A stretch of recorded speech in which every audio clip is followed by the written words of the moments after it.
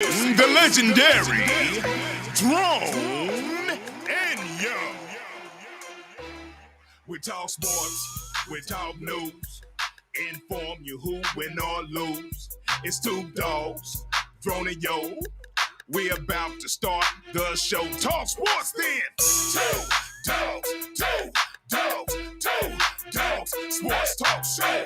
Two dogs, two dogs, two dogs. Sports talk show. Two dogs, two dogs, two dogs. Sports talk show. Two dogs, two dogs, two dogs. Sports talk show.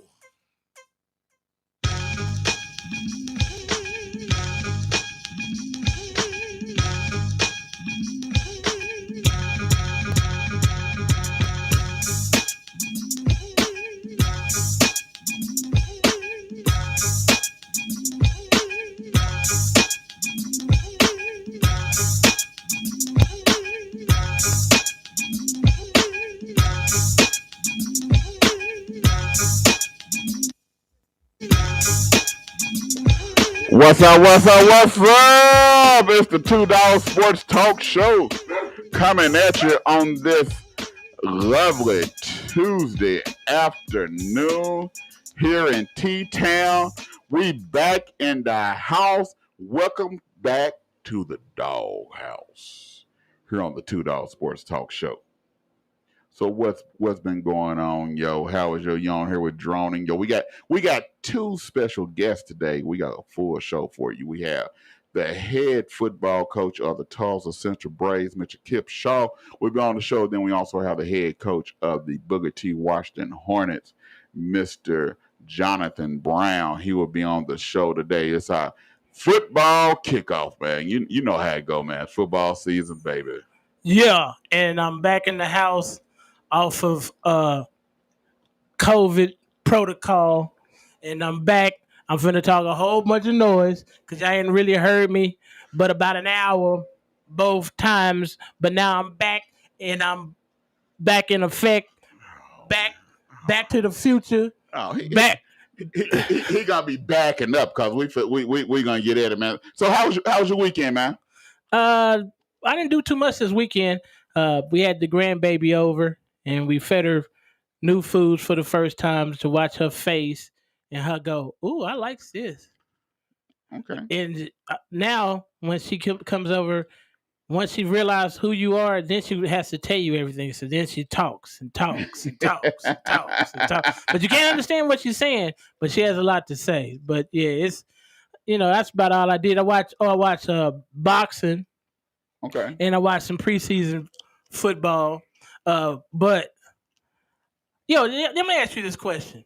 Okay, in the main event on Showtime Championship Boxing, the dude first he tried to stand and change with old boy. He said, "No, I'm not gonna do that. I'm finna outbox him." So he pretty much ran around the ring and pot shotted him the whole time. Now the landed for the whole fight was 47-44. Punches landed? Punches landed for the whole fight. Between the both of them? Between the both of them. One half 47, one half 44. Landed punches over 12 rounds. So that averages probably 3 punches a round. Yeah. Okay. So guess who won the fight? The one that landed 44 punch? No, the guy that won 47 because he was chasing him the whole time. So they gave him rounds, even though he didn't land more landed punches those rounds. But for him trying to engage in the fight, they gave him points. They gave him points, and that's how he won the fight. See, that's crazy. Yeah, that's why I say, man, when it comes to boxing, the scoring and the judging is just so unpredictable. You don't know what it's all about or what's going on, and what monies have changed hand before the fight ever took place. Because bread wins you fights if you get the right judges. Yeah, and I'm like, bruh, he actually got outboxed, but since he tried to engage in the fight, y'all gave him rounds that he didn't earn. But that's my whole beef with boxing. But I love boxing. This weekend, I'm mad because Earl Spence had to bow out of the fight because of he had some eye injury. Yeah. So, but I'm gonna still watch the Manny Pacquiao Hugh guys fight because I want to see somebody beat Manny Pacquiao besides Floyd Mayweather. Right. Because I think if he would have fought Errol Spence, he was finna lose. That was an L coming. I wanted to see what it was all about, But my weekend was cool. I didn't, I don't have any complaints. I was able to watch sports all weekend peacefully. Pretty much, man. Hey, man, I'm starting to wonder what's going on here. What? Cause my wife, she been now. She probably get me for talking about it, but oh well. This is what we do. Yeah, this is what we do. Yeah. My wife, she was normally she all uptight because I watch sports. Like I always say, if you get rid of sports, it wouldn't phase her not one little bit. She might throw a party. Yeah. If you got rid of sports, period. Yeah. And she be like, I ain't gonna mess with you. Your sports is on. I'm like, okay. What is going on here? Because we've been married going on 18 years this year. Right. And every year, she had a problem. It's been a problem and a headache trying to watch football during football season. But she been like, I'm going to let you watch your sport. Your sports is on. I said, okay. And she did it again. Maybe she... Then this one... She did it when sports wasn't even on because she thought football was on. Hey, man. I don't think my baby is going to poison me or anything like that. But it make you get a side eye. to say what's really going on here. It make you give a side eye. And that's one of the things we want to talk. What if wives allowed their husbands to have peace when it came to football season? Woo! What do you think it would be? Probably a lot less divorces. Hold on. But who's the one getting the divorce? The husband or the wife? Well, I think it would be less divorces, period, if women let men watch football peacefully. I think it'd be a lot less divorces. I'm just saying. A lot less breakups during football season. Because usually y'all want to hook back up in January and then y'all be expecting the Valentine's gift in February, even though y'all been broke up from September to December. Then y'all get back together in January. You go, oh, it's February.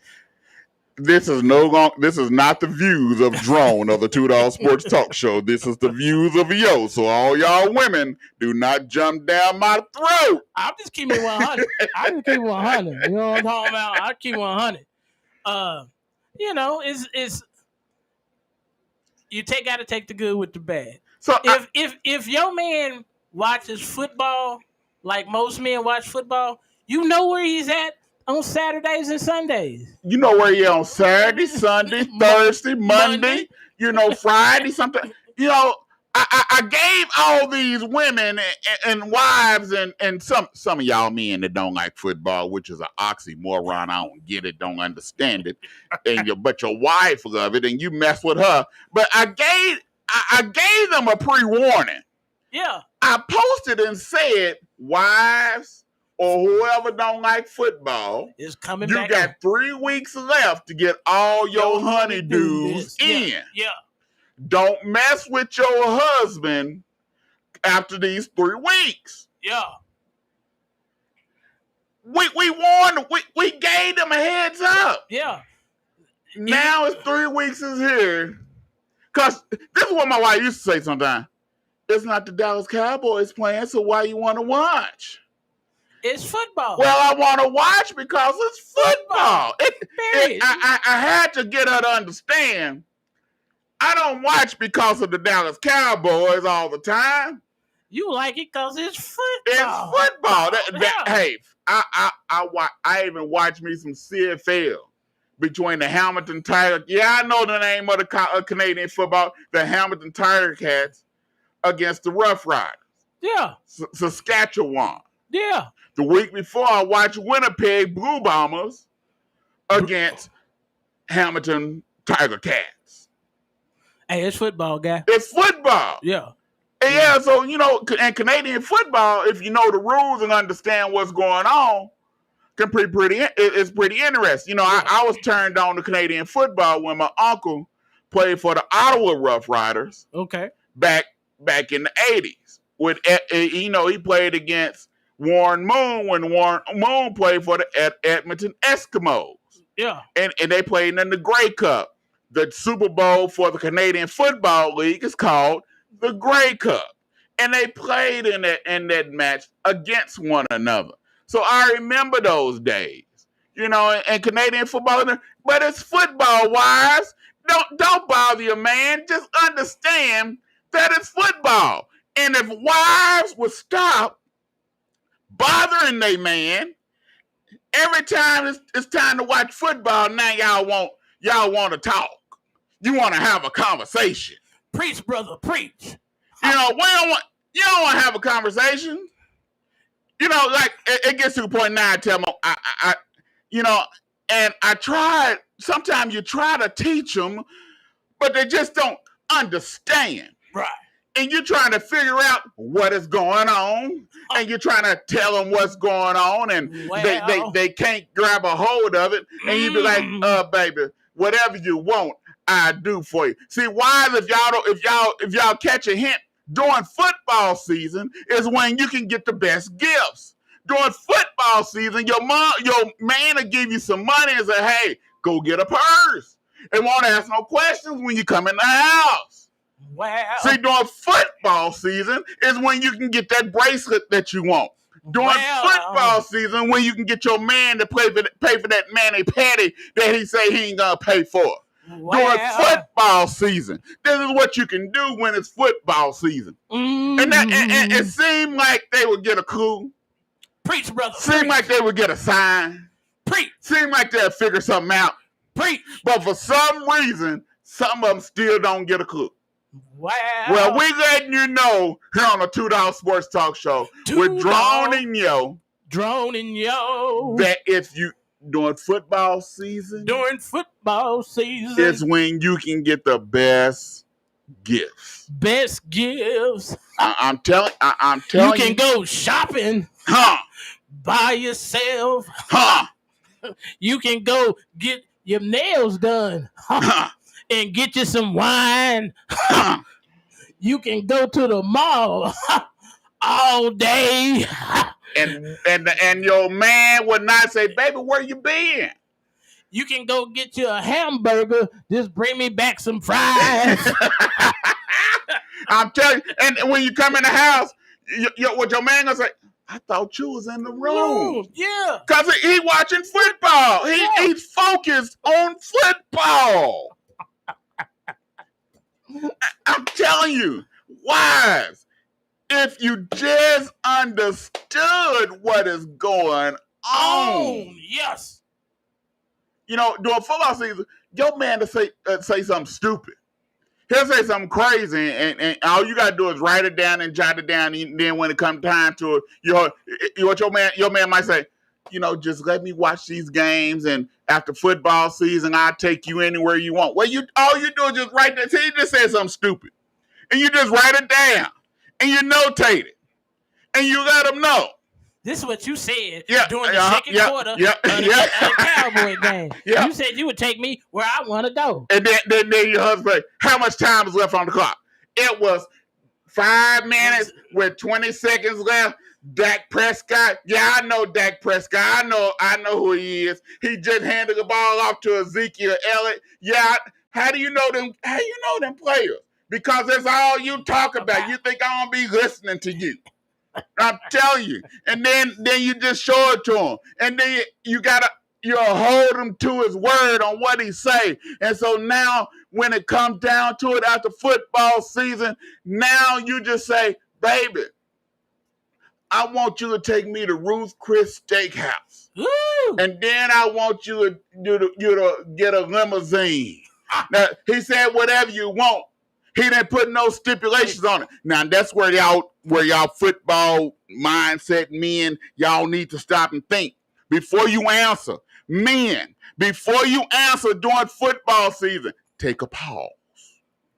Because your brain is on brain fog. True. You don't know what's going on. And so you just rattling off answers, and you really didn't hear the question that your wife just gave.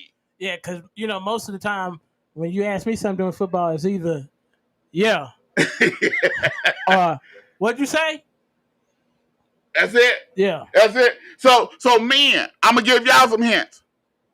Pause first. Before you answer. Any questions.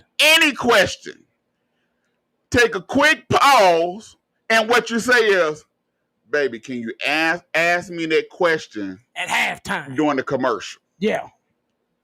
Now, if they're watching Red Zone, there is no commercials. So you might be in a big conundrum there, wives, but still, men, pause before you answer, because what you answer might not be what you really want to answer. Right, because she might want that Berkey bag she done saw that's like $1,500. Yep. She might want that big old purse. So you better be careful in what you say. After football season, you can have anything you want that's less than $100. But that's the what do you think? And that's just a little word from Drone and Yo about football. But when we come back, we're going to talk about a little bit about this preseason, what's going on before our first guest come on at 6:30. We'll be right back on $2 Sports Talk Show here on KBOB 89.9 FM.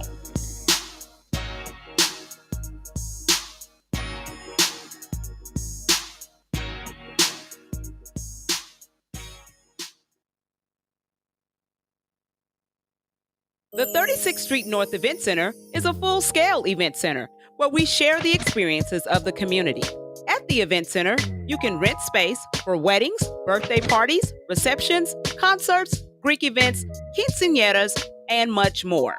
We also do custom decor, linen, and centerpieces. We're located at 1125 East 36th Street North. To book your next special event, business gathering, or community event, call us at 918-200-9046. Did you know that sickle cell disease affects people from all races and ethnicities? Sickle cell disease can look like you, and sickle cell disease can look like me. You could carry the sickle cell trait and never even know it. The state of Oklahoma and the supporters of Families with Sickle Cell Disease Incorporated are invested in educating Oklahomans about sickle cell disease and other inherited blood disorders and traits. For more information, visit us at www.oksickleinfo.org.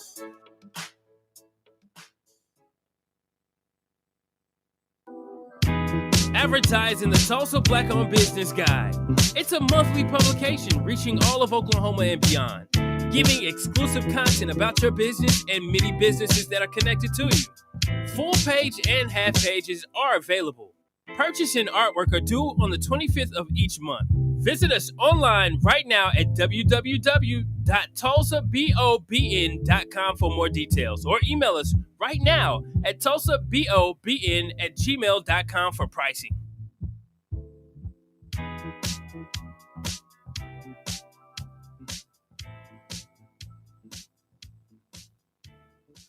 The Food on the Move Mobile Food Initiative is a collaboration to mobilize good quality food into hard-to-reach economically challenged areas. Meet us every Tuesday from 5 to 7 p.m. on Greenwood in the OSU Tulsa parking lot. For more details, Give us a call at 918-928-6653 or go to our website at www.foodonthemoveok.com.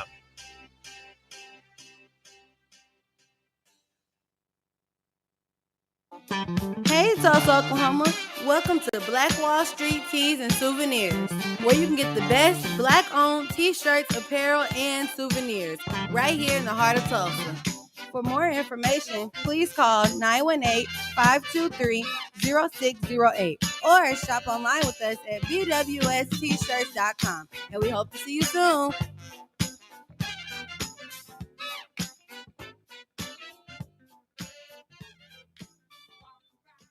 What's up, y'all? This is Charlie Wilson, and you listen to KBOB 89.9 FM, Bobby Eaton Show.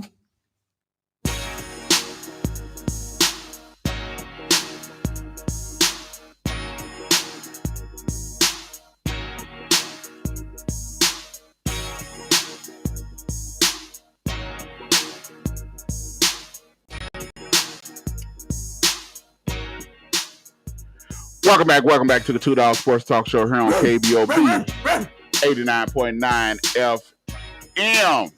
Make sure y'all tune in to News You Can Use every Wednesday here on KBOB 89.9 FM from 1 p.m. to 2 p.m. You have Mr. Molly Wilson and Mr. Charles Harper. They giving you every kind of news that you can think of, everything that's going on in Tulsa. Man, I was looking up 9 o'clock in the morning, it was like 8 o'clock in the morning, and I see Charles. And Charles say, we got breaking news at 10 on News You Can Use. I'm like, man, do these folks sleep? Because they trying to find every kind of newscast, every information that can go on in T-Town. Man, I'm like, okay, how did they find out about that one? They got their ear to the street, huh? They got their ear to the street, but that's what they do on News You Can Use every Wednesday, 1 p.m. to 2 p.m. Central Standard Time, only on KBOB 89.9 FM. Man, you know, people need hope. Yeah. You know, especially these children, they're going back to school, and some of them need a lot of hope. Yeah. And they down and can't and upset because of COVID and everything else, and, you know, they need hope. True. You know, but we're going to give them some. Yeah. This Saturday. On August 21st, 10 a.m. to 2 p.m.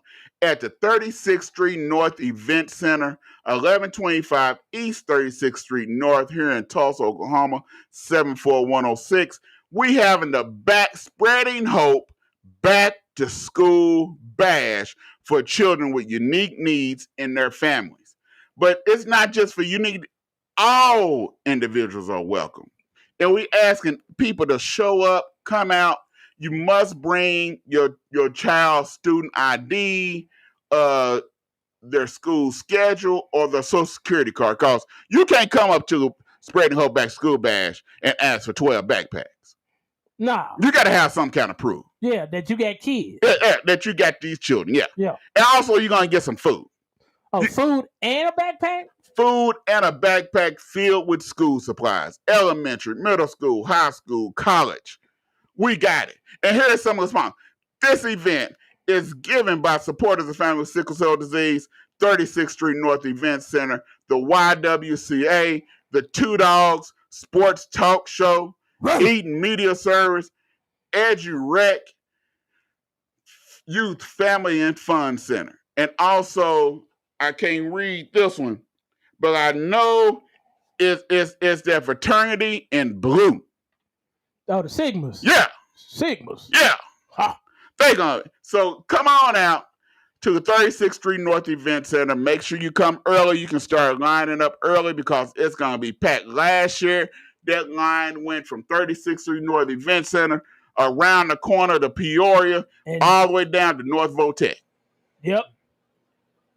So make sure y'all come out to Spreading Hope Back to School Bash for children with unique needs in their families. This Saturday, August 21st, 2021 from 10 a.m. to 2 p.m. And make sure you wear your mask. All you got to do is come up, pop your trunk. We put the items in there, and we give you the food. Make sure that you do wear your mask, because safety and COVID is real. So we need you to make sure that you wear your mask, because we want to be safety. And we're going to have Eaton Media Service.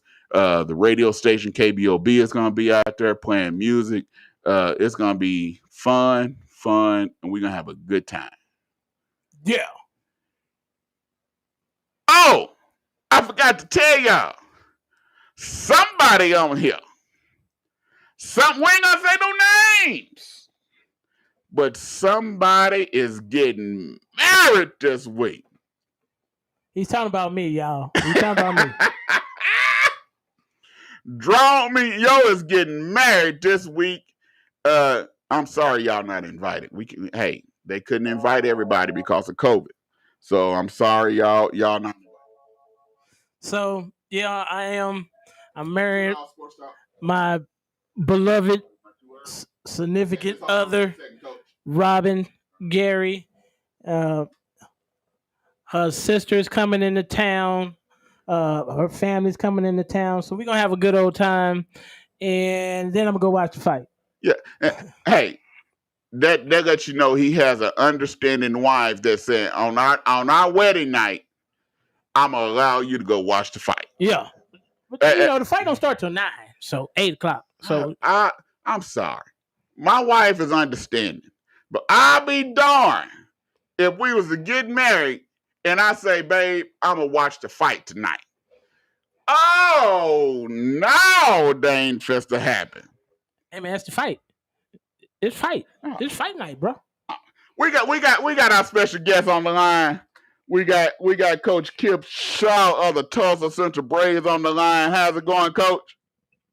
All right, how you guys doing? We're doing real good. I wanna ask you a quick question. Yo is getting married this weekend, and he said after the wedding and all the festivities that night he gonna watch the fight. If you was getting remarried to your wife, would you be able to watch a fight that night? Absolutely not. Absolutely not. And I see my man Yo's not going to be married very long. Well, that's why I told her. But she said yes, that he can watch the fight. So hey man, I don't think you should fall for the okie doke, man. Don't fall for the trap. Yeah, it's a setup. Sometimes when they say you can, they really mean you can't. It's a setup, man. Don't fall for the setup. Bro, I'll make it up to her. You know. Okay. Yeah, I'll make it up to her because I'm supposed to take her to go see Arkansas play. Oh, never mind. You made it up right there enough by just going to see Arkansas play. Yeah. Oh. and when they play the Sooners, we definitely going. Because I wants to be in Fayetteville when Arkansas play the Sooners, and the Sooners give that thrashing that's coming. I hear you. Yeah. So has it been going, Coach? Has spring, the beginning of football season, has it been going? It's been going real good. We've had really some great practices. We're hoping that it translates into wins. We're excited about what we got out here, and we actually just got off the field just now. So, if looks won you some ball games, we'd be undefeated this season. Hey, if looks win you some ball games, Dallas probably would have had the Super Bowl past 3 or 4 years. You're right about that. So you all are replacing some big shoes in TK from last year. So who is that starting quarterback that y'all have that's coming out this year? Our starting quarterback this year is going to be a young man by the name of Jamon Silas. He's done a great job of learning the offense in a short span of time. The two offensive coordinators I have really, really worked hard trying to get him, because he didn't play quarterback last year. He played receiver. Okay. And so he is really done a great job. We've seen him this summer a little bit in 7-on-7 and things like that. And just watching him grow and being able to do what he's done the last few days. It's been exciting. It really has. I'll say this about Jamon, and he's not the thrower, that KT was, but he's a lot more athletic, and he's just got a lot more dog in him. Okay. Yeah, Coach, you good at flipping these receivers to quarterback. Last year you flipped a receiver to quarterback, and then you flipped them back to receiver. Coach, well, we're going to need to get you a regular quarterback. No, this young man had played quarterback in the past, and that's why we kind of gravitated towards what he once he transferred over here and did what he did. And you have to understand something, guys.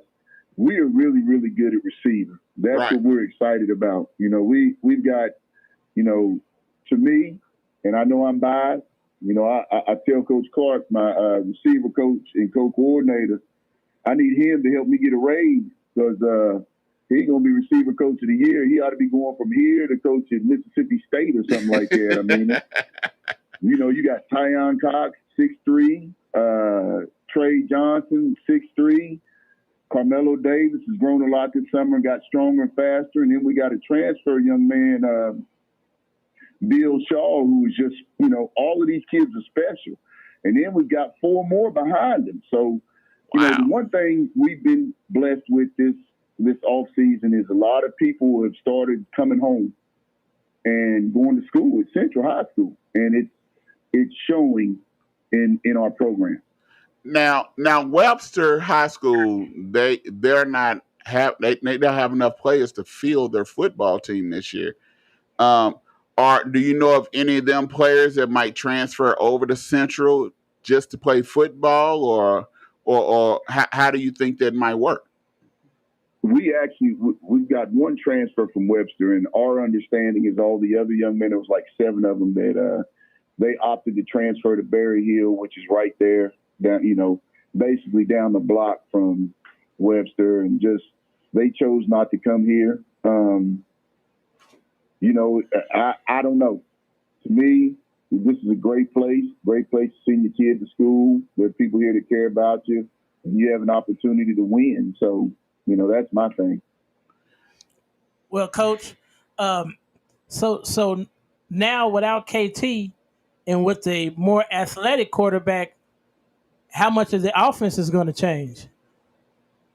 It'll change a little bit, not very much, because, like I said, as we've watched Jamon grow, he can make some of them same throws that KT does. The difference is you got to realize that our offense, KT grew and had 4 years, where Jamon has basically had 9 practices. So in 9 practices, he has been unbelievable, and he's really tough on himself. He wants to do good. He wants to prove people wrong. He was a young man that attended Union for a couple of years, and he decided, talked to his family, and they moved back into our district and said he wanted to go to Central. Okay. So how exciting it is to know that you all are about to open a brand new stadium. Are the players excited about it? Are they more amped about it? What is the atmosphere like? I'm going to tell you, it's created a different energy out there. Our last day of Summer Pride, when we got done lifting, I took the kids out there and we were actually able to walk through the building, and they were able to see the new locker room and how much bigger it is, and kind of envision where they're going to be, in a few weeks. And we're out there on the field right now. These guys they're now putting up the stands, and you can just see our kids are out there practicing harder. You catch them kind of looking over there and watching. It's an exciting time. And not just for this football program, for the school as a whole, because my understanding is since Central High School has been open, they have never had their own field. Correct. We never had one. Never. And so, and that's what, as even the alumni, I've talked to many alumni, and they are extremely excited about this, of opening this new stadium. And I'm really glad they are. And that's kind of why we had the brick sale, because we wanted the alumni to get involved. The only disappointing thing I have to say is we sold 171 bricks. That's And it? you and I know there are thousands of Tulsa Central High School alumni. And we sent that out. We saturated everything we could to sell those bricks. We sold 171. And so what we're going to do, they're going to lay the bricks down for us. And we're hoping after that first game, when people see it, after football season this year, we're going to do the brick sale again. Okay. And they're going to expand on what we have out there. Well, you know we'll push it. I was at a funeral probably about a week or two ago, and I had one of my fellow Central Braves out there, and I asked him, I said, "Man, did you get a brick?" He said, "No, man, I didn't hear about it." I said, "Man, it's been all over the Facebook, radio, everywhere." He said, "Is it too late?" I said, "Yeah, I think it might be too late this year. But you're saying that he's going to have the opportunity to do it again next year." Absolutely. It's something we're going to start right after football season. The reason why we were pressed for time this year is because if we did it and we got the bricks, then the people that are out there working now and building the building and everything, they will want to lay them down for us. Okay. Now, so this weekend you have Hale and McLean. What are you looking to get out of your team? What are you looking for out of your team this weekend? I just want to see us do the same thing we're doing in practice right now. That's playing real fast. And doing the little things that they've been coached to do. You know, we're so physical and so fast right now. I'm telling you guys, it's really exciting to watch us practice and all that. You know, like I told the principal today, he came out to watch practice. You know, I'm hoping that these things translate into wins. That's probably the good thing about All City. It's our first taste of action, but regardless of what happens, we're still undefeated. Now, is there any kind of new COVID protocols this year, or is it still the same thing that was last year, or have they changed anything? It's basically the same thing as last year. 50% in the stadium. Now you can't mandate masks because of the state, so it's just encouraged is the word that they're using. So, naturally we want everybody to be safe. It's a scary time. I was hoping that this time of year we wouldn't even be having this conversation, guys. And right. It seems like it's just scary because it seems like it's never going to end. That's it. So who's that dog that you're looking forward to see that you say this person might have a good year on offense and on defense? Offensively, it's hard to say. We've got a lot of great guys. Mello was y'all's top dog last year. I'm looking for Tyon to have a big year this year, and the young man Bill Shaw. It's really hard to pick one. Defensively, I'm looking for Mylan Owens or Trey Johnson to have a big year, but they've got to do their part. Right. Well, Coach, since last year you were young, so do you see any of the experience from your younger guys that you played actually stepping up and taking that leadership role? I'm gonna tell you this: we've got such a good group now. A lot of the older guys are in that position. The one thing I've noticed a couple of days ago, we had a big, at the end of the first 6 days of practice, we always have a big pool party for the kids. All of the kids showed up. Maybe we missed like one or two. And you can just see a whole different vibe among those kids.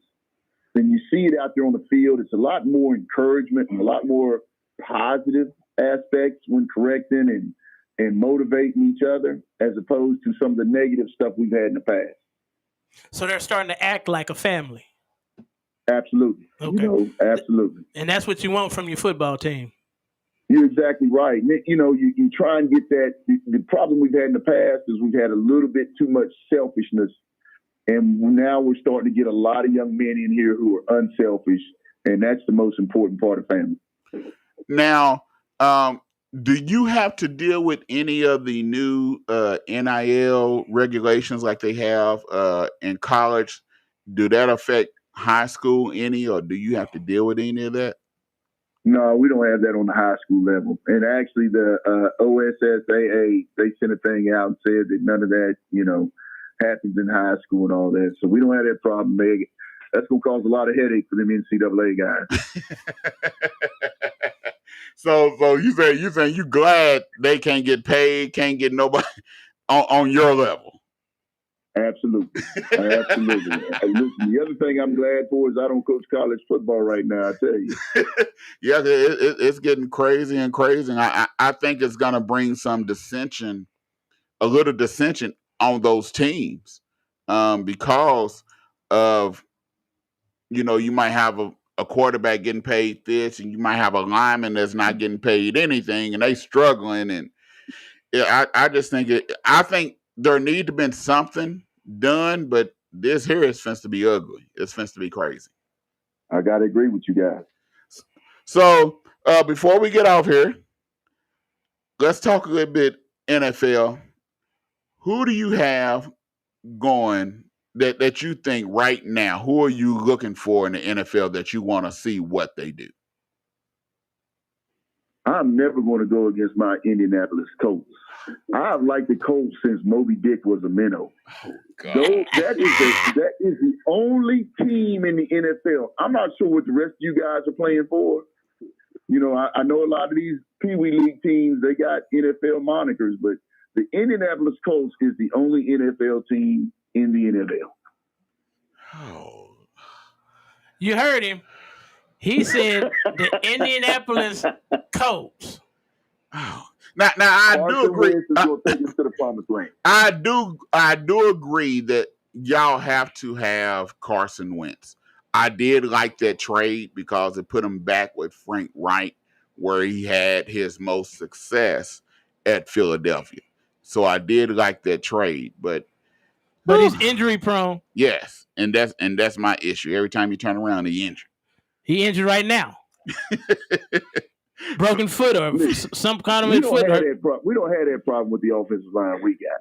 See, teams like Pittsburgh and Dallas and all of that, we don't have all them issues. We don't, in Indianapolis, we play football. He's just on vacation.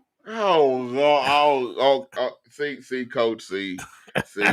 When we come over there and talk, I'm gonna have to let your players know that your coach has so much faith in his Indianapolis Colts is wishful thinking. Hey, listen, he praying to that God, huh? Yeah. All my sisters were sitting here and they all like different teams, Pittsburgh, Dallas, and all that, Chicago. So I had to give them a little bit because they know I like the Colts. I got to sit in here every time my Mountaineers play Oklahoma and hear a lot of nonsense. And you like West Virginia too?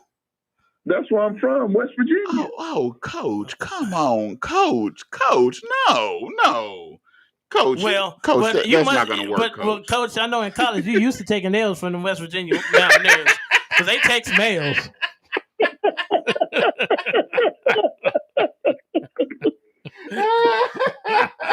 Let's keep 100. They take L's when they face some Sooners. They take some L's. Like I said, yeah, I got y'all finishing second in your division. I do have the Tennessee Titans finishing first. I have you all finishing second in the division. I do have that. Well, I appreciate that. What I want to know is what's going to happen when they go to the SEC. You're going to do their thing. You're going to do their thing. Yeah, we're going to compete. They getting better recruits. They getting better recruits. They don't have all of them short, fast corners. They getting corners that stand 6'2", 6'3". They can go right now. They develop them where they can go too deep at defensive line. They can go too deep at linebacker. So the defense has improved. You will see a great improvement in that defense this week. We already know what the offense can do. True. So they're going to be able to compete in the SEC. Yes. Now, will they win a championship every year? No. That's wishful thinking. That's crazy thinking. But they will be up in the running. Yes. They won't be the bottle feeders of the SEC. Like Kentucky, Tennessee, Vanderbilt, Mississippi, Mississippi State, Arkansas, South Carolina. OU stepping into the SEC is already top 2, top 3. Better recognize. So what would you like to see your Mountaineers do since they're not going to the SEC? Would you like to see them go to the ACC or the Pac-12? But I'm almost sure they're going to be heading back to. I would imagine they're going to go back to the ACC. Okay. Well, I think that's good because the ACC is pretty much right in that area, right? Yeah. They just have to go down the coast. Yeah. All the ACC is going to turn in is the old Big East like it was in basketball. That's all that's going to happen. That's a good thing. Oh, yeah, I agree. I love Big East basketball. Okay. So, but we know y'all not going to win nothing this year in the Big 12. So we already already know. Let's be real with it. We already know OU is going to be in the Big 12 championship. Hands down. Because on half of the league, we're gonna put up 50. We're gonna put up half 100 on half of the Big 12. As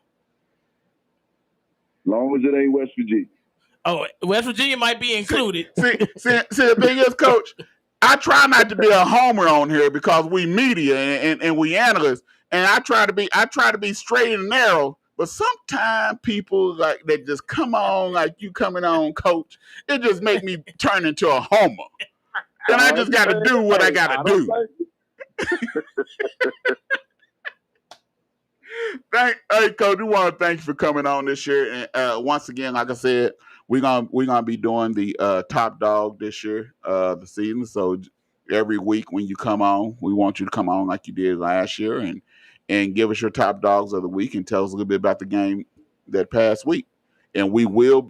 Our goal and our plans, if COVID allow us to, is to be broadcasting at the beginning of the game on September 24th when that stadium opens.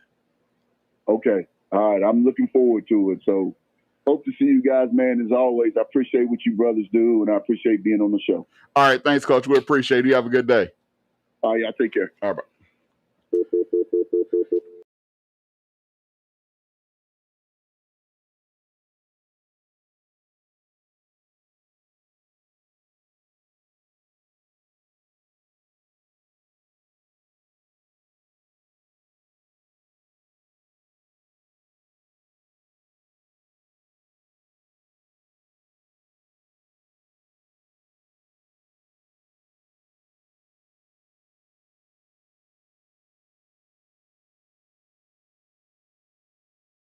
Awesome guy.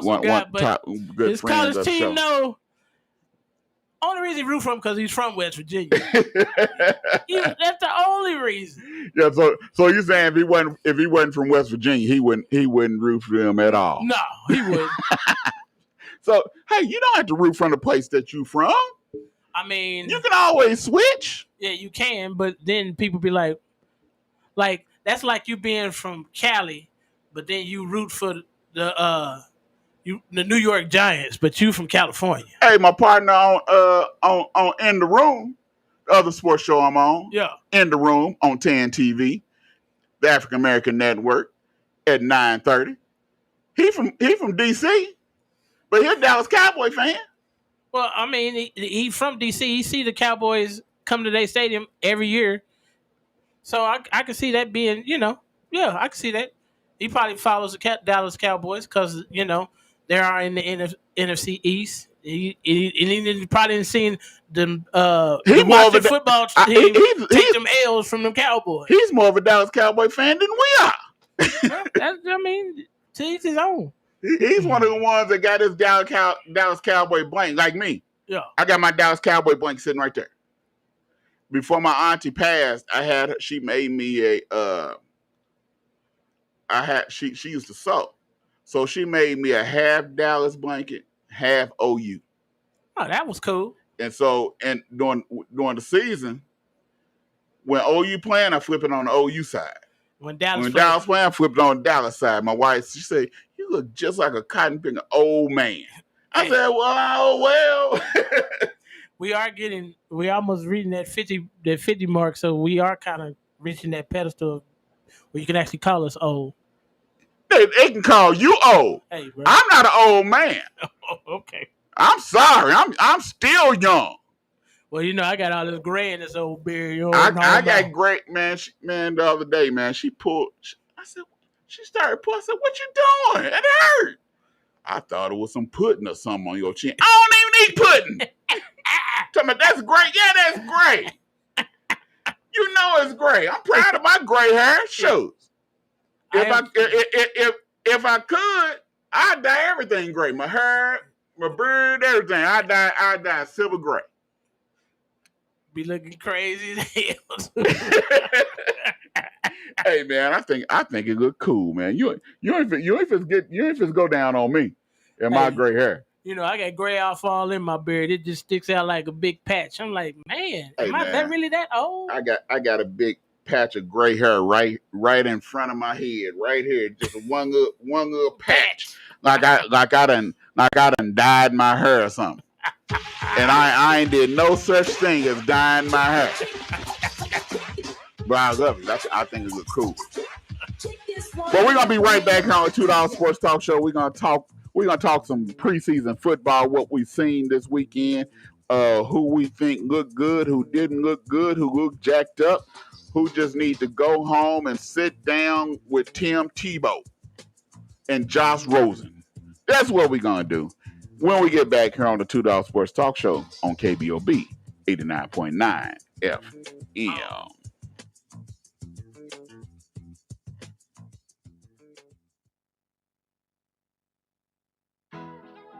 Did you know that sickle cell disease affects people from all races and ethnicities? Sickle cell disease can look like you, and sickle cell disease can look like me.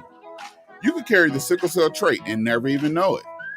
The state of Oklahoma and the supporters of Families with Sickle Cell Disease Incorporated are invested in educating Oklahomans about sickle cell disease and other inherited blood disorders and traits. For more information, visit us at www.oksickleinfo.org.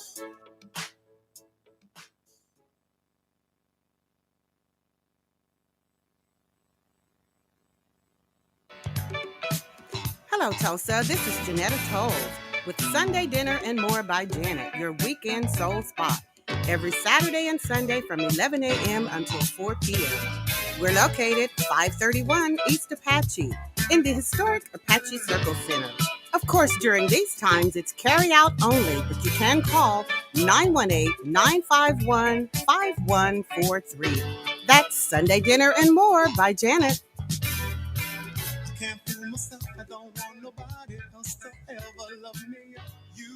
The Food on the Move Mobile Food Initiative is a collaboration to mobilize good quality food into hard-to-reach economically challenged areas. Meet us every Tuesday from 5 to 7 p.m. on Greenwood in the OSU Tulsa parking lot.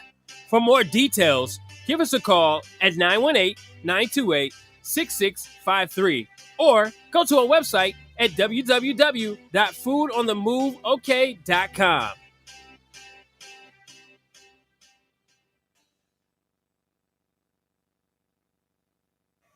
Hey everybody, this is Bobby Eaton of Eaton Media Services, located at 1533 North Norfolk, home of KBOB 89.9 FM. Also, we're taking donations for the community radio station. You can donate by going to Cash App Eaton Media Services, or you can call and contact us at 832-443-9499. Again, that number is 832-443-9499. Looking forward to hearing from you from our community radio station. And our motto is, we tell our stories our way.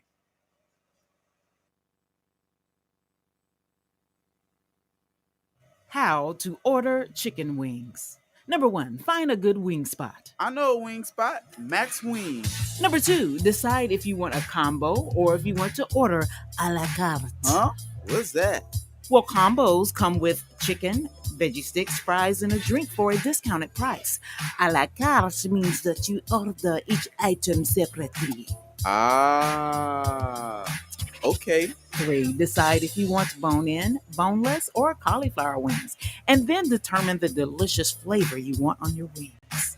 I didn't even know cauliflower had wings. You learn something new every day.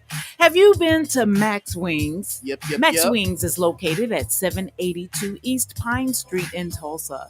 We're open Monday through Thursday from 11 a.m. to 8 p.m. and on Friday and Saturday from 11 a.m. to 10 p.m. Come to Max Wings, home of the dry rub fries. Hey Tulsa, Oklahoma. Welcome to Black Wall Street Tees and Souvenirs, where you can get the best black-owned t-shirts, apparel, and souvenirs right here in the heart of Tulsa. For more information, please call 918-523-0608 or shop online with us at bwstshirts.com. And we hope to see you soon.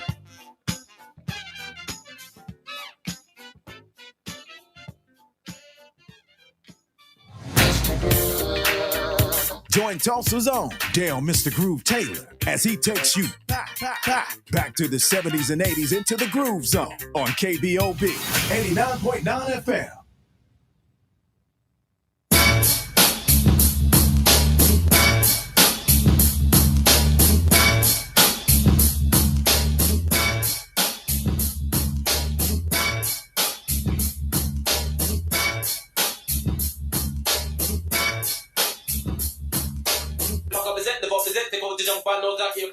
Welcome back to the $2 Sports Talk Show here on KBOB 89.9 FM. Make sure y'all tune in to the Bobby Eaton Show every Monday and Wednesday and Saturday. Saturday from 12 to 2 p.m. On Mondays it's from 6 to 7:45, and also on Wednesday nights from 6 to 7:45. It's the Bobby Eaton Show. Bobby be having some awesome guests. He be having guests from all over, because Bobby know everybody. Yeah. From playing in the band and playing with Cameo and all these other groups and everything. Bobby know everybody. Yeah. So you never know who's gonna be on Bobby's show. True. But you got to tune in to find out. Yeah. On the Bobby Eaton Show. And he's discussing some real truths and information that we all need. That's it. The Bobby Eaton Show here on KBOB 89.9 FM. All right, let's talk a good bit of football. We supposed to break these games down because at the 7:30 Central Standard Time at the bottom of the hour, we're going to have Coach Jonathan Brown from the Booker T. Washington Hornets. He's going to be on here. But we supposed to break it down. New England and Washington, what did you see? So the Patriots' running attack is going to be awesome. Stevenson looked good. Yeah, Stevenson did look good. The old Sooner running back. He's going to make that team. The only thing I really want to know is who's going to be the starting quarterback. Is it going to be Mac Jones? Who? Mac Jones? Or is it going to be Cam Newton? I think it's going to be Cam. Now, I said before we came on the air, I said Cam still throw the ball, even those short passes, like he throwing a rocket. And no touch. No touch. But I still think that he's going to start. Everybody say that New England should start Mac Jones. That's why I've been hearing while I listen to sports radio, and everybody say New England should start Mac Jones. But I still think Cam should start. But I think if Cam don't produce, Mac Jones will be in there. Well, I'm like, y'all renewed his contract. Y'all gave him more money. Let the bro earn the paycheck. Yeah. And let the youngster see if Cam can actually be a mentor and teach him something. Because Cam has been to the biggest game. He didn't win it, but he's been there. And he led a team there. So he should have some experience. So I just want to know, he's saying all the right things. I just wish that we would know who's going to be the starter. Because if Mac Jones is going to be the starter, then y'all just pay Cam to sit on the bench? Hey, that's the way it be. You got to understand, when Russell Wilson came in to Seattle, was it Chase, the quarterback used to play for Missouri? Yeah. They brought him in to be the starter, paid him $10 million. And Russell Wilson beat him out. So it happens. At least they ain't paying Cam $10 million. But they gave him a little nice $3 million? Yeah, he was on a minimum million deal last year. But I look at Washington. Washington really didn't show me anything. Washington, a defense, a line didn't really play. They started set out. So, I think what Washington's problem is going to be a quarterback. Fitzmagic is good. He'll give you magic for a little bit. Yeah, but then he goes into Fitz terrible, and he's going to throw the ball away. So I'm pretty sure the Washington football team needs to be on the lookout for them a true number one top caliber quarterback. I don't understand why they didn't get one in the draft. Well, you look at then you go down. You got Detroit and Buffalo. I really didn't see anything with neither one. And the first preseason game, none of the players really played, so I really didn't see anything. I did see Jerry Goff for Detroit. To me, he still like the same old Jerry Goff. Detroit's defense looked a little bit more on fire. It was running more to the ball, gang tackling. Buffalo, you really didn't see nothing. Trubisky, still like Trubisky from Chicago. So you didn't really see nothing in that game. Well, I don't. To me, Trubisky is going to be Trubisky. I don't think he's going to be able to improve and make it to the. Well, he's a good backup. Yeah, but where he was drafted at and what he was supposed to be, and you had Deshaun Watson behind him, and you took Miss Trubisky. That's why the Bears is taking the L's. Yeah, because y'all wasted a pick. Yeah, and then y'all didn't trade him away, and now y'all didn't let Andy Dalton try to resurrect his career, which I don't think he should. So next, we coming there. Okay, we coming to Opie. Okay. You got next thing. You got Dallas Cowboys against the Arizona Cardinals. Arizona really didn't play nobody that game, but Dallas, I can see that the defense has improved. Yes, we haven't seen the whole total package. The starting defensive line hasn't played, but I can see that the defense has improved. Parsons looks good. Yeah, Parsons look good. Jalen Smith is the one that I have issues with. It don't look like that he's improved. To me, he looks the same. Okay. And from year 1, 2, 3, there's no difference. He get turned around. When the backs come out the backfield, he's easily get turned around, and he still really can't cover a back out. To me, he looks the same. Rumor, I was reading about a rumor that Dallas might be shopping him. Really? Or he might not make the 53-man roster. I don't know. Ooh. You gotta understand, Michael Parsons coming to play middle linebacker. And that's his job. And you got Van Der Esch over there. Yeah. And then you also got the linebacker from LSU. Yeah. So I don't think they should cut him. But he has to play a lot better for that money he just got. True. He has to play a lot better for that money. We really don't. The backup offensive line for Dallas, Lord have mercy. If these starters get hurt, we're in trouble, especially at center. And the runner, we have a heck of a receiving core. Yeah. The receiving core, because Lamb played a little, Gallup played some, Cooper didn't play. But the backup receivers, we got a nice little receiving core. Yeah, Wilson is showing out. Yeah, and we got, backup quarterback, good goobity goobs. It seemed like Dallas to get a clue. Get a little hint. Get some. Last year should have showed them something. We brought back the same old jokers that we had last year. Do y'all learn? Hey, bro.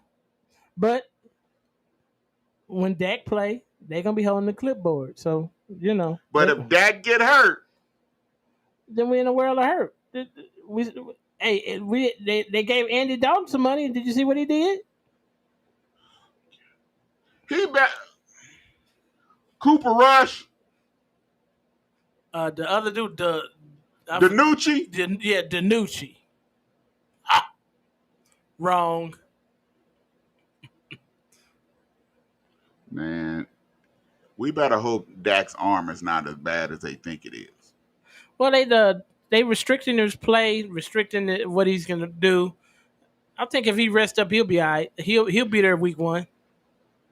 That's what they say. That's what they say. All right, you got Chicago Bears and the Miami Dolphins. Matt Nagy, if you start, I know it's just the first preseason game, and I know Fields didn't see the whole gamut of defenses of the Miami Dolphins, of Todd Bowles. But if Opie starts, Andy Dalton starts over Josh Fields, Justin Fields, there's a problem. something is wrong. Yeah. They got to me, you're wasting your defense again. You have a top-rated defense, and you wasting him if you do not start Fields. And if you start Andy Dalton, Nagy will be fired by game 5. Whoa.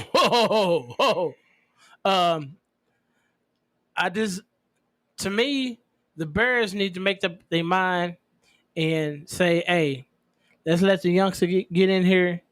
Let's let Dalton back him up so Dalton can tell him stuff that he see on the field that he's not seeing.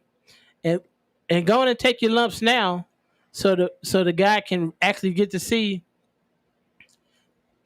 how it is going to be quarterback for the Chicago Bears so he can get these reps up under him because I think he's going to be a player for many years. Yeah, I think he is too. A lot of people didn't like what he said about it didn't seem as fast as it as it should have.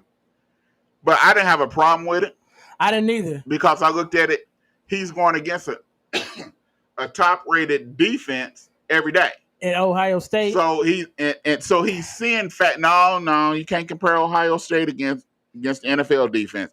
He's going against a top-rated defense of the Chicago Bears. Okay. Every day. They can't hit them, but they still flying around. Right. Now, I do want to see him win week 2. Normally it's the dress rehearsal. Yeah. Week 3 is normally just to make the final cuts. Yeah. So I do want to see what he looks like because they do put a little bit more game plan in the week 2. Yeah. And defense. So I do want to see what he do. But I think Miami's gonna be okay. Yeah, they didn't really let Tua throw a lot. So I just want to see. I wish I could saw more of him, so I could actually see what he's addressed and has he really figured it out. Cause if Tua is a bust, then Miami ain't going nowhere. Oh no. Tua got to play. Yeah, Tua has to play, and he has to play at a high level. So that's what I'm wanting to see. But their defense looks good. Looks like they are going to compete in the AFC East. But Tua's going to have to play ball because it's going to be a lot riding, especially in the NFL. If your quarterback can't make that transition and play at a high level week in and week out, then you're going to have problems, bro. What they say that he's looking a lot better. That he was. They say basically last year he didn't really know the playbook or understand the playbook. So they said this year he knows the playbook a lot better than what he did, and he's looking a lot better. You have Denver and Minnesota, neither one of them teams really showed me nothing. We got to see who's going to be a starting quarterback. Is it going to be Locke or is it going to be Teddy B? Teddy B. Teddy B look good. Well, Teddy B he's never looked terrible. True. It's just the point of the big knock on him is about throwing the long ball. Yeah, throwing it deep. He's never looked terrible. Even when he was at New Orleans, he didn't look terrible. No. So it's just about him. Even with Carolina, he didn't look terrible. So Teddy B, he never looked terrible. But it's just the point of what are you looking for in a quarterback? Are you looking for a safe quarterback, which would be Teddy? Yeah. Are you looking for a gunslinger? A gunslinger, which would be Locke. And with the offense they run, they're looking for a gunslinger. But once again, you have another quarterback. True. Are you wasting that defense? True. They have a top-rated defense in the AFC. Are you wasting that defensive talent? I don't know that, but when you're in that AFC West, you're going to have that to face Patrick Mahomes and them Kansas City Chiefs. And if you can't put up 40, 45, bruh, you're not beating them. So that's why they went and got speed. Now, can they translate that into points and to getting stops? Because they're going to have to be able to get stops sometime. And are they going to be able to convert them stops into points? Not just 3. Because if you just get 3 on Kansas City, you're going to lose. Like I said, Minnesota didn't really show me. They got beat 33-6 in the preseason game, though. Yeah. 33-6, man. Yeah. I don't know what to say about that. I know Cousins didn't play. Yeah. Cook didn't play. They players didn't play, but 33-6, dude. Yeah, you're an NFL team. You should not let... In preseason? Yeah. Come on. But, it's preseason. I hope they got good tape on some guys that they was looking to get tape on so they can make decisions. Hey, breaking news. Tim Tebow has got cut by the Jacksonville Jaguars. And you know what I got to say about that? There is a God. Because if he would have made the team at tight end, I was going to try to put my tape together and see if I could become a tight end. And I ain't never played tight end before in my life. This is what we're giving Urban Meyer right now. A big dog bar. Yeah. For finally doing something they should have never did in the first place. Yeah. How you going to have the number 1 selling jersey and you ain't going to play? Hey, man, Tim Tebow should never be on the field. No. He shouldn't have been on the field. He's just sick of to be on the SEC network and going to get that the good old Disney check and be happy. Yep. Speaking of Jacksonville, I didn't really see Sunshine play. I seen highlights of Sunshine. He didn't look too. He didn't look too good. I think, and he was going to. He wasn't going against Cleveland's best. True. He was going against the backups and didn't look good. Well, I just think he's gonna have to take his lumps. No quarterback coming from college to pro makes that significant jump the first year. So I'm not expecting. I'm expecting him to make some splash plays, but not a lot. I think he's gonna take some lumps this year. But I think in a couple of years, he might be that guy. So basically, you saying it's gonna be a Peyton Manning scenario or a Troy Aikman scenario that first year. Yeah, you're gonna take some L's. Take those L's, interceptions, all that. But after that, it's gonna be lights out. Is that what you're saying? Yeah, because the game is gonna come a lot faster.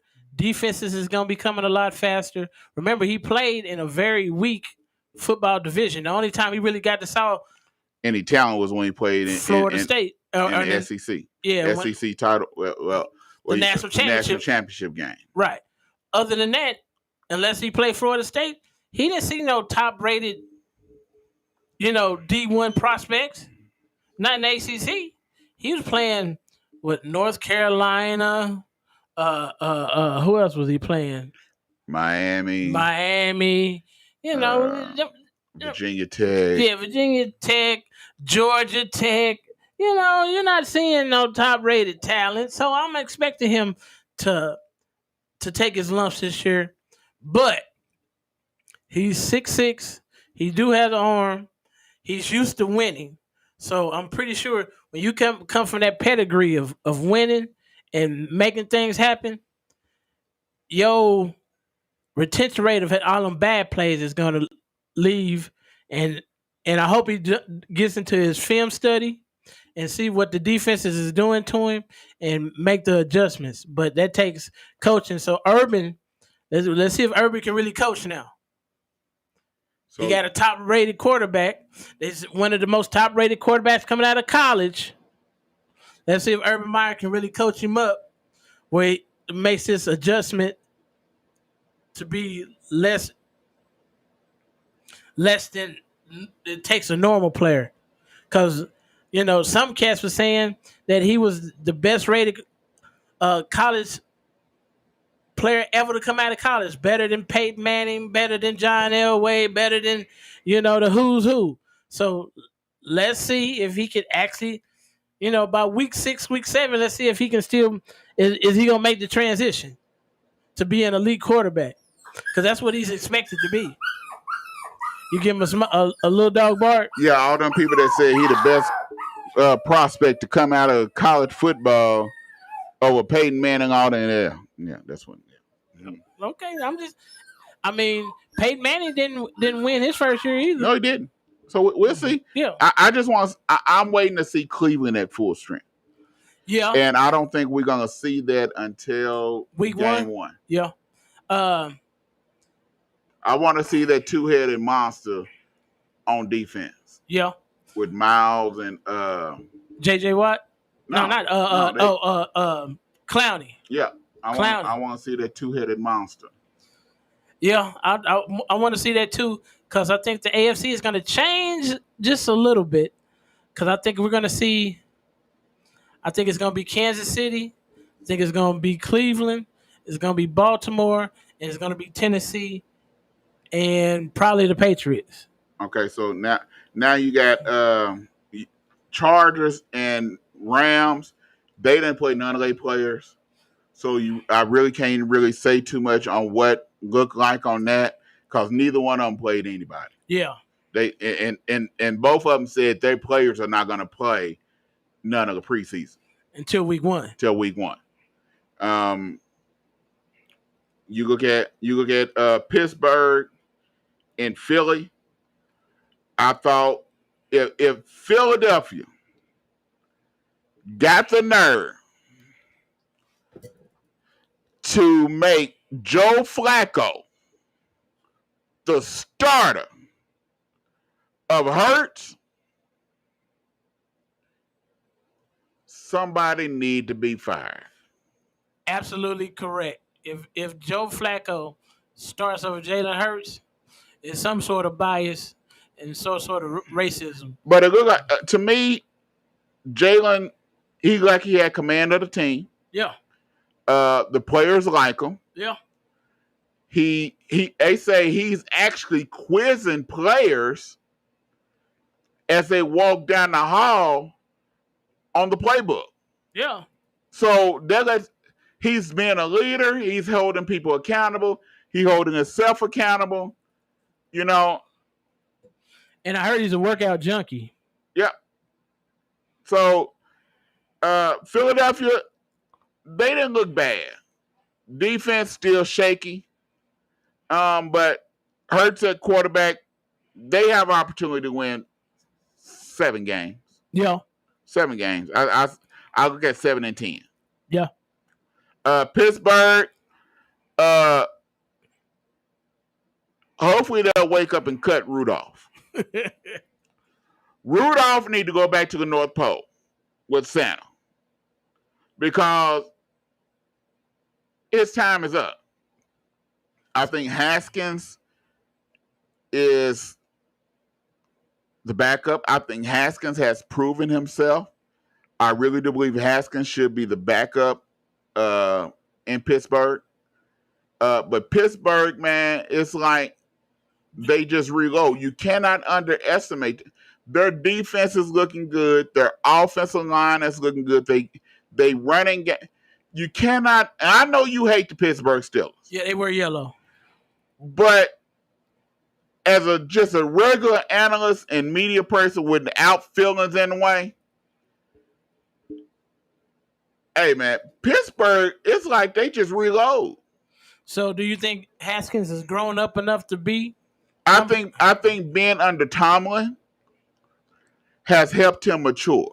Okay. And also seeing Big Ben and some of the things that he's done.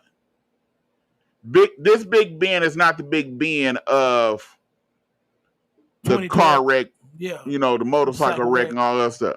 He's mature, and I think that has helped Haskins, and to see the work ethic of the Pittsburgh Steelers.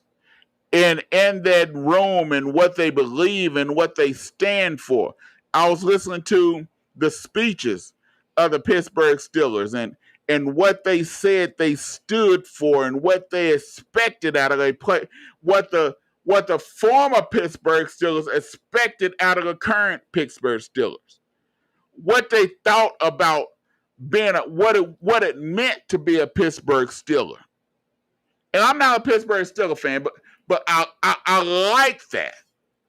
I like that talk, and I think they just reload, man. I really do. Well, we'll see, because their division is going to be really tough, because they're going to have to face Cleveland twice, and they're going to have to face Baltimore twice. And so those three teams are going to have to bang, because it ain't going to be no love loss. No, it's not. And that's what I said. We were saying that this division was going to be a cakewalk, or was between two teams, the Baltimore Ravens and the Cleveland Browns. I think now we got to add Pittsburgh up in there, man. It's a 3-team race. So it's going to be bang fest when they play each other. Yeah, 3-team race. But we're going to be right back here on the $2 Sports Talk Show. We should have our next special guest, Coach Jonathan Brown of the Booker T. Washington Hornets on the show. We'll be right back here on KBOB 89.9 FM.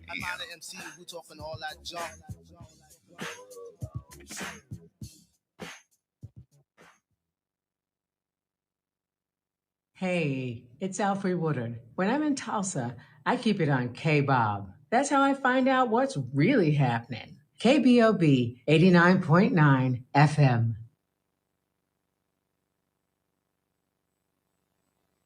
How to order chicken wings. Number 1, find a good wing spot. I know a wing spot, Max Wings. Number 2, decide if you want a combo or if you want to order a la carte. Huh? What's that? Well, combos come with chicken, veggie sticks, fries, and a drink for a discounted price. A la carte means that you order each item separately. Okay. 3, decide if you want bone-in, boneless, or cauliflower wings, and then determine the delicious flavor you want on your wings. I didn't even know cauliflower had wings. You learn something new every day. Have you been to Max Wings? Yep. Max Wings is located at 782 East Pine Street in Tulsa. We're open Monday through Thursday from 11 a.m. to 8 p.m. and on Friday and Saturday from 11 a.m. to 10 p.m. Come to Max Wings, home of the dry rub fries. Did you know that sickle cell disease affects people from all races and ethnicities? Sickle cell disease can look like you, and sickle cell disease can look like me. You could carry the sickle cell trait and never even know it.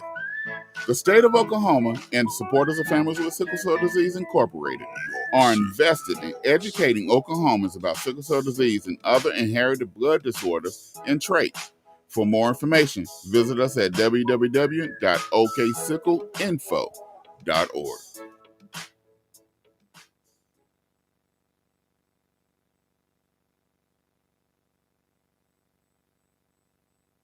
The 36th Street North Event Center is a full-scale event center where we share the experiences of the community. At the event center, you can rent space for weddings, birthday parties, receptions, concerts, Greek events, quinceañeras, and much more. We also do custom decor, linen, and centerpieces. We're located at 1125 East 36th Street North. To book your next special event, business gathering, or community event, call us at 918-200-9046.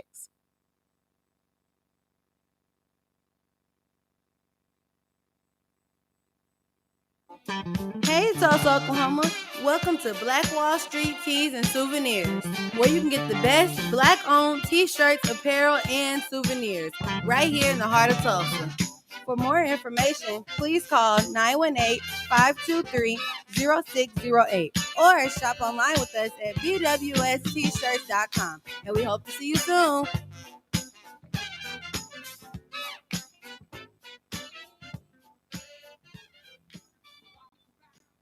If your credit starts with a 3, 4, 5, or 6, this is for you.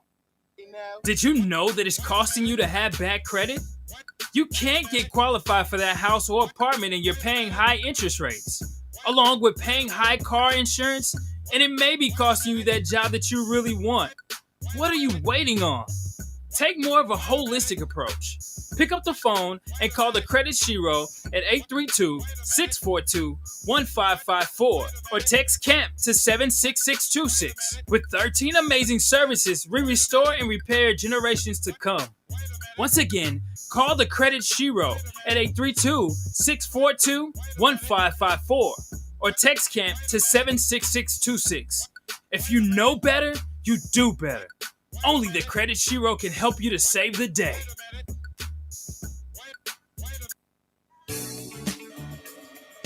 Sickle cell disease is the #1 genetic blood disorder in the world that can cause many health complications throughout an individual's life.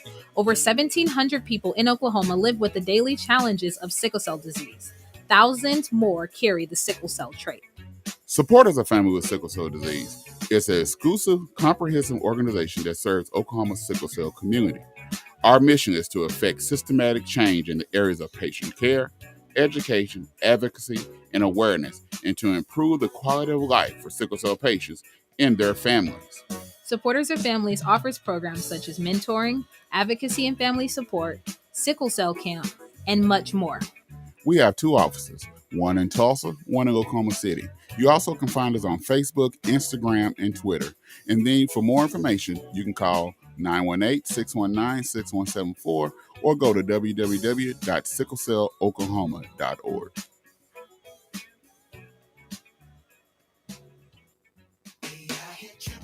Yo, what's up, everybody? It's your boy, Pastor Tim. And Nicole. And we want to encourage you guys to tune in Into to the the His and Her show, Living the Dream Show. We talk about so many issues from real estate, community events and activities, and so much more. That's right. We talk about business, helping you succeed, the hustle, and tips to help you and your family and home. Tune into the His and Her Living the Dream show every Sunday night. Right here on 89.9 KBOB. Check us out on Facebook at His and Her Living the Dream Show.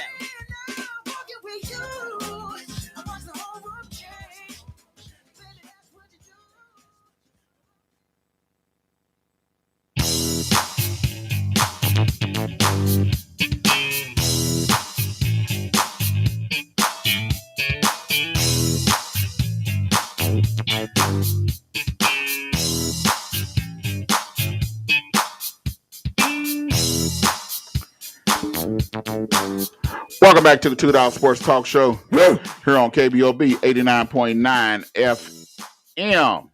Make sure y'all come out to the Spreading Hope Back to School Bash for children with unique needs and families.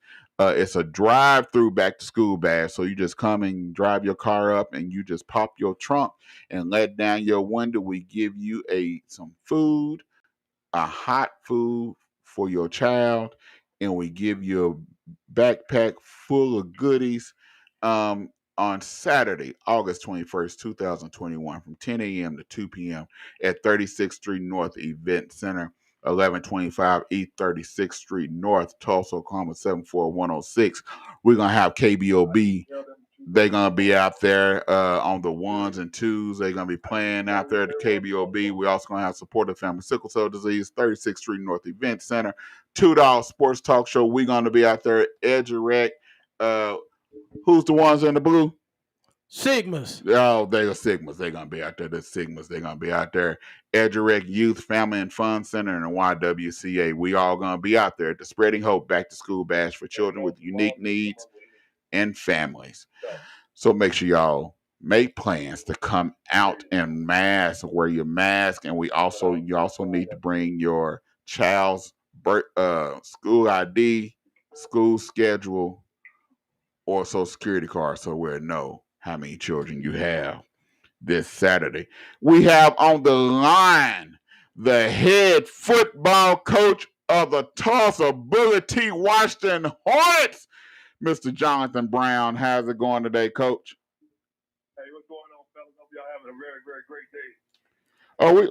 We doing real good. We talking football. Yeah, of course we doing good. It's football season. We talking football. We talked to Coach Kip Shaw earlier. Now we talking to you.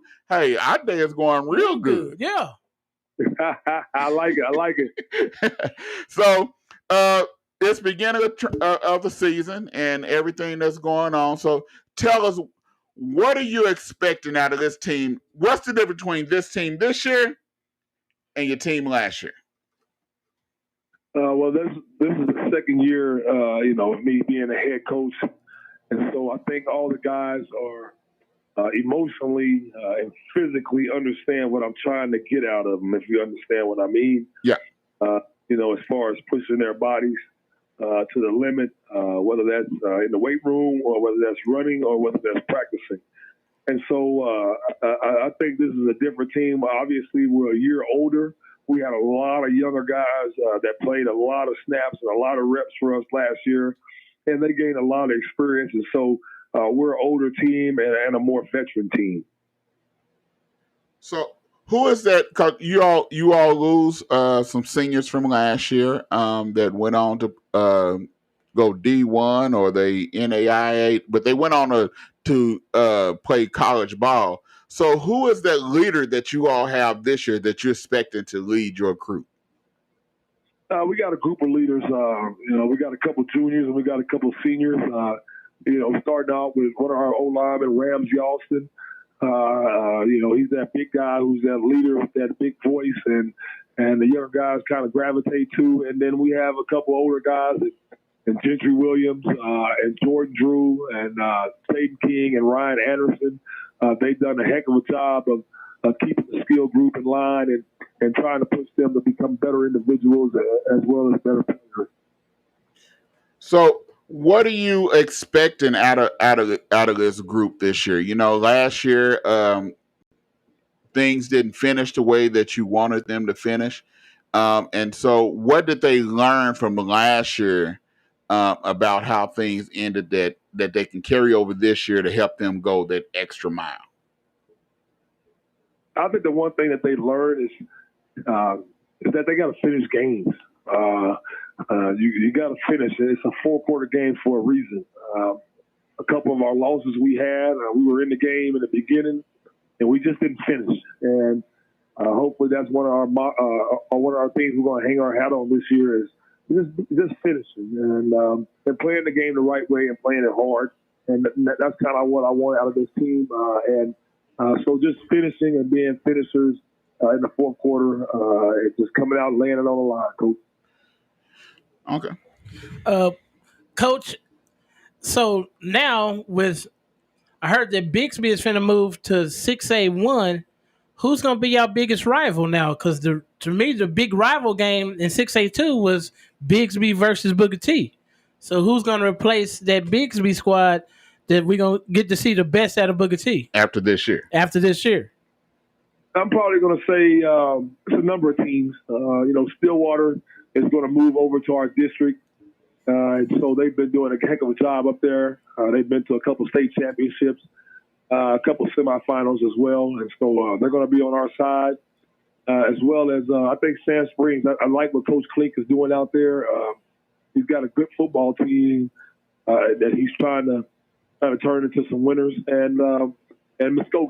And they're going to always be good with Coach Hill. And so we're going to have some competition. Bigsby's leaving, but Stillwater's coming, and then we still got, Sand Springs as well as Muskogee. That's going to be pretty good football teams. So how has practice been going? You've had your hot days, really hot days, and then you had your cool days that's not really been so hot. So how has practice been going for you this year? Man, you guys, it goes up and down. They're kids, and our job is to get the most out of them. But they got to understand that they got to play through a little bit of pain. The body wears down after about 3 or 4 days, and they start feeling sorry for themselves.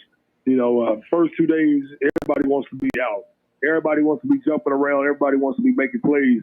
But as soon as their bodies start tightening up and getting sore, they want to pull back, but it's our job as coaches to push them forward.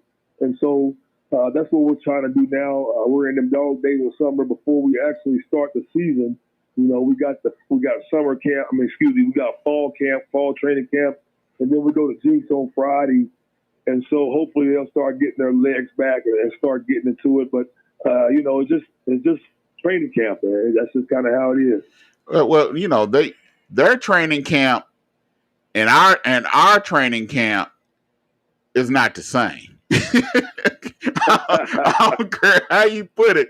It's not the same. I was talking today to one of Coach Hill, who used to coach us at Central, and I was talking to him today, and as soon as I heard his voice, it made me think about running heels and running in place and falling on the ground and full pads. And we got a big old hill over there at Central. We ran in place face down, like you're going down the hill and you have to fall on the ground and get back up face down, twice a day.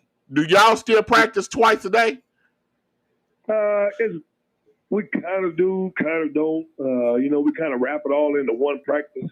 We don't really have 2 days per se, like back in the day when you would practice, go home, and then come back up here like that. We just have 2 practices kind of back to back, and we kind of give them about a 20, 30-minute break in between. We try to feed them some food, nothing heavy, like some protein bars or some Uncrustables or something like that, just to get their energy level back. But, yeah, it's a different time. And so the 2 days are not like they used to be, but we're still getting some great work. Coach, that's halftime. Yeah, I was telling the boys, I'll never forget this story. When I was coming up, I remember Garrett went to Arizona State, and then whatever happened, he came back and he was at OU where Howard Snellenberger was there. And I remember he came home, and I was like, gee, man, I was like a snotty-nosed sophomore or junior. I'm like, Garrett, man, like, how's football, man? Like, how is it? He's like, man, we ain't getting no water. I was like, what? No water?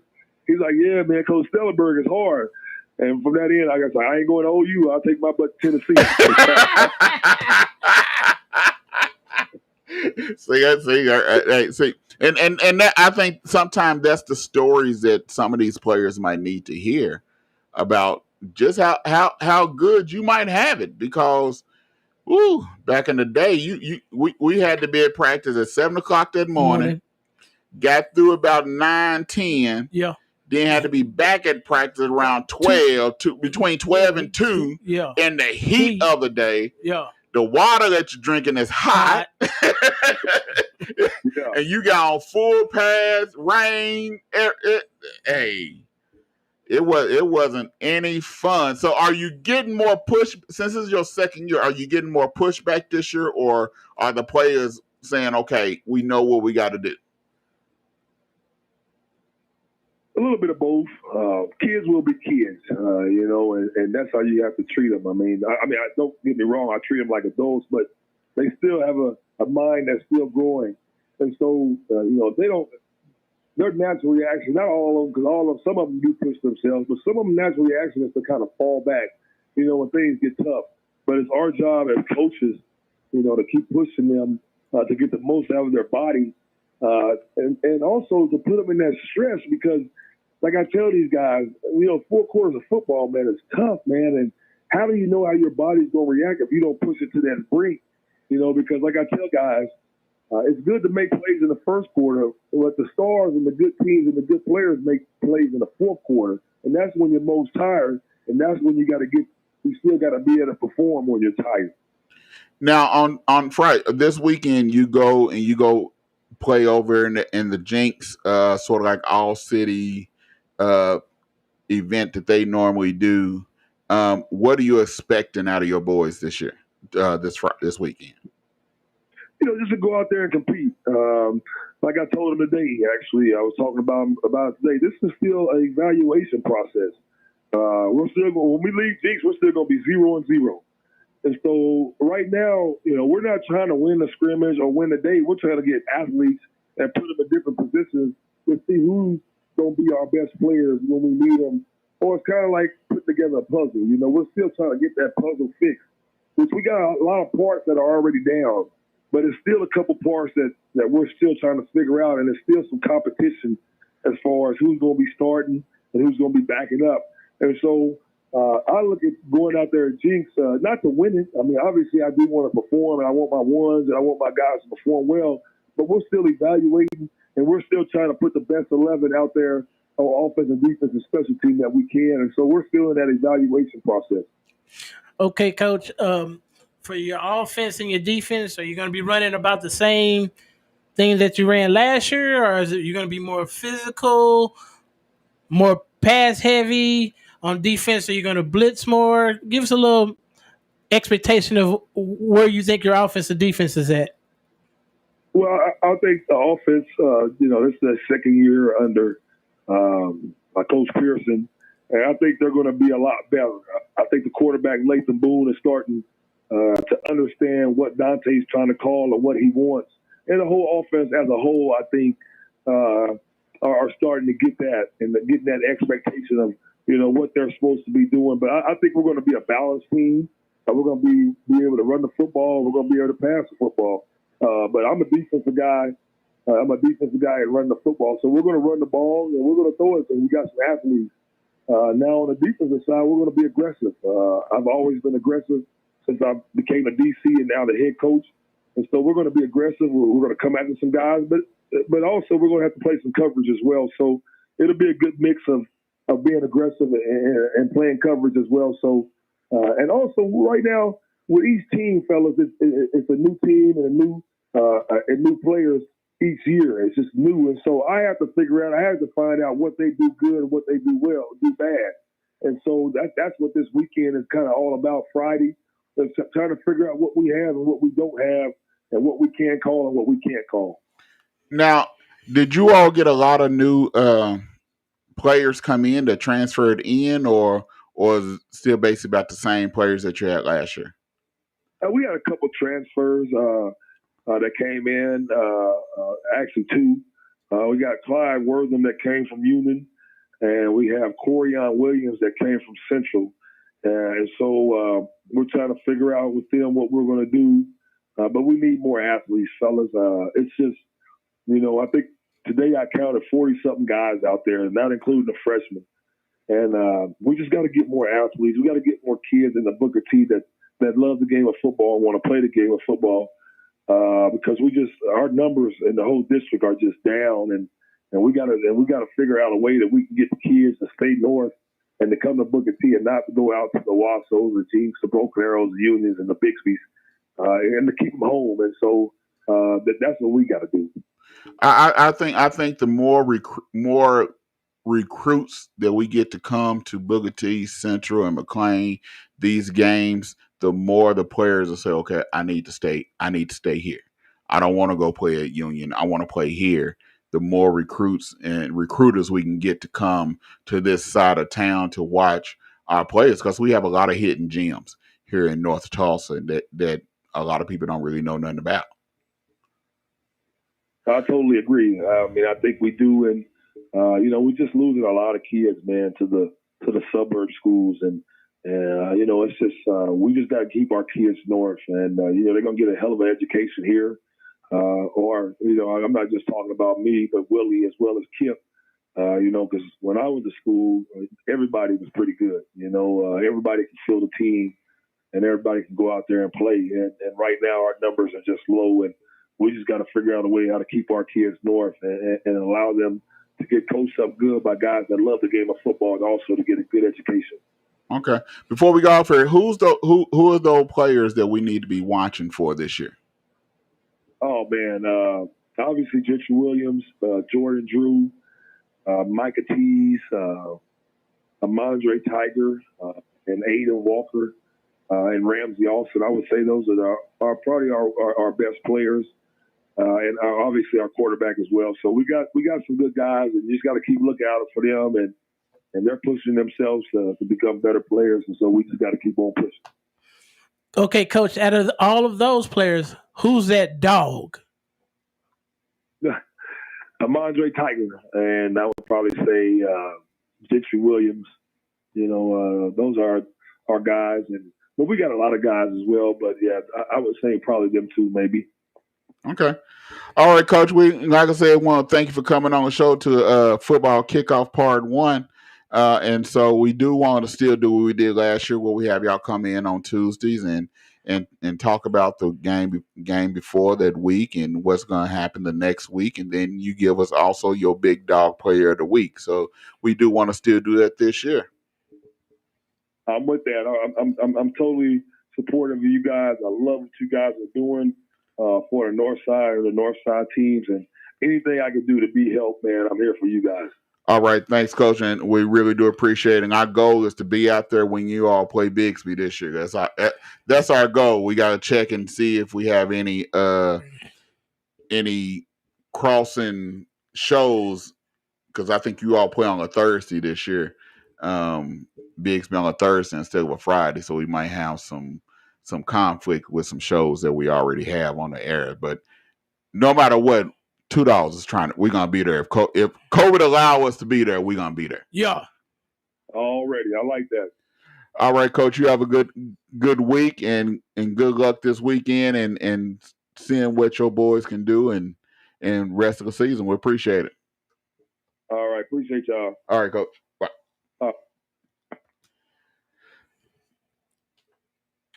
That was Coach Jonathan Brown of the Booker T. Washington Hornets, man. I want to see what they have this year. I do too. I want to see the growth from year one to year two in the same system. Yeah. Because sometimes when you come to a new system, it takes you a minute to figure it out. Yeah. And when you're in that system for year 2, year 3, by the time you figure it out, you know what's going on. Yeah. And I just want to see because last year's team was good, and he sounds like they're going to be better because they another year up under his tutelage. They know what the expectation is, and how he's going to push them to be better. One thing I hated to hear is their numbers aren't great. Well, but if you look around at Tulsa Public Schools, you look at McLean, you look at Central. Here it is, you got Webster High School, can't even fill a team. Yeah. They don't have enough players to even field a team. That was unheard of back in the day. For a high school team not be. That's why I made the statement last year. I think they need to combine some of these schools. Yeah. Combine some of these teams. Even if you want to keep Webster at Webster and Central, but combine the school. Combine the sports. Where you have more people to choose from. Yeah. Something. Because the numbers are dwindling more and more. Yeah. He said 40 players. That's including freshmen. Yeah. That was unheard of for Booker T. Yeah, usually Booker T have 80 at least. Yeah. Yeah. What you seen on the Union sidelines and on the big, what you seen on those sidelines, you seen at Booker T. Yeah. Even at Central, we had a full squad. Yeah. We went 40 deep, and that wasn't even including the freshmen. True. But when my sons went to McLean, I think they had maybe 30. The Dirty 30. The Dirty 30. And you had most boys, most of the team went both ways. Yeah. And that's the difference between a Bixby and a Booker T or a Union and things. Bixby's able to hang with Jinx now because their players don't have to play both ways. Right. They're going to play one side of the ball. Yeah. So they can compete. Yeah. You go to Booker T because the talent is not there. You go to Central, the talent is not real deep. And football, both players got to play both sides of the ball. Yeah. So they're by the time come third quarter, they done gassed. They gassed out. Yeah. And so you can't just run them to death in practice. Right, because you're trying to conserve them for the game. Yeah. So, we have to figure out what we can do to get our schools back where they need to be. Yeah. What is the problem? What is the reason why players don't want to come out to play football? I think for the most part, unless you play bulldog football and you like football, if you don't play it at that level, you feel kind of behind the eight ball if you're trying to come out from middle school. Because usually, most of them boys, especially if they play from Pee-wee all the way up to sixth grade, some of them guys have 5-6 years of football up under their belt. Football is one of them sports, man, that you can come in and play starting in 10th grade. True, but usually that's an elite athlete already. It ain't gonna be no bum who been playing video games for 4 years and then he think he gonna walk out on the field and play. So it is one of the reasons could be because you have these children nowadays. They have so much other things that they can do. True. That they're not coming out for sports no more, or what is it? Or probably the financial end, because you got to have a little bit of bread to play ball. You got to pay for the application fee. You got to pay for the equipment. You got to buy a mouthpiece, undergarment, T-shirt, shorts, practice cleats, game cleats. It kind of gets expensive. So I can see that for a single parent, that's a lot to bear for your son to play ball. So you saying because you have a lot of single parents now that the children can't afford to play football? Right. True. That's one aspect of it. I think it's just a lot of boys, if they're not shown how to compete at a younger age. If you're not willing to compete, you're not gonna be good at football. You're going to have to learn how to compete. Most of the time, you have to have a man teach you how to compete. Or could it be because it's too hot? Back in the day, we played. We was outside in the street playing football. Yeah. You go down these streets now. You don't see nobody. You don't see nobody. We used to have to. Cars used to have to slow down because we're in the streets playing football. Tag in the street, tackle on the curb. Yeah. But now you don't see that. They play video games. They play video games. You don't see them boys that remember on Sunday, everybody used to come to the park. And you picked your guys, and you at this neighborhood and that neighborhood. Yeah, and y'all just banged. Everybody's got the church socks on. You don't see that no more. That was used to be the thing. I know I was growing up over there in Gilcrease Hills. We'll tell everybody. We went house to house. Yeah. 3:00. Up in the cul-de-sac, we playing football. 3:00, we playing baseball. Yeah. And everybody 3:00, everybody's coming out. Yeah. Girls and boys. Yeah. But you don't see that no more. No, not at all. And I think that's what helped us compete. Because when you had those kind of games, it wasn't no age limit. It wasn't no weight limit. I used to go against high school guys. Yeah. When I was in elementary. I didn't think it was no different. So when I went to go out to play ball, I was like, oh, I didn't realize these guys were that much older than me. But I was still playing. Right. So I think that's when the neighborhood helps you learn how to compete, because you don't really know how old anybody is. You just playing. That's it. And you played against everybody. Everybody. It wasn't no, whoever was the captain and whoever you picked, that's what we ride with. That's it. And that's the way it went. But we want to thank y'all for listening to the $2 Sports Talk Show today. We want to thank our special guest, Mr. Coach Kip Shaw of the Tulsa Central Braves, and we want to thank Coach Jonathan Brown of the Booker T. Washington Hornets. People, go out there and cheer them on. Put your mask on, social distance at the game, and cheer the young people on as we play this year, as they go out and they play this season. Cheer them on. If we don't cheer our young people on, who will? Yeah. So we want to thank them for coming on. Next week, football kickoff part 2.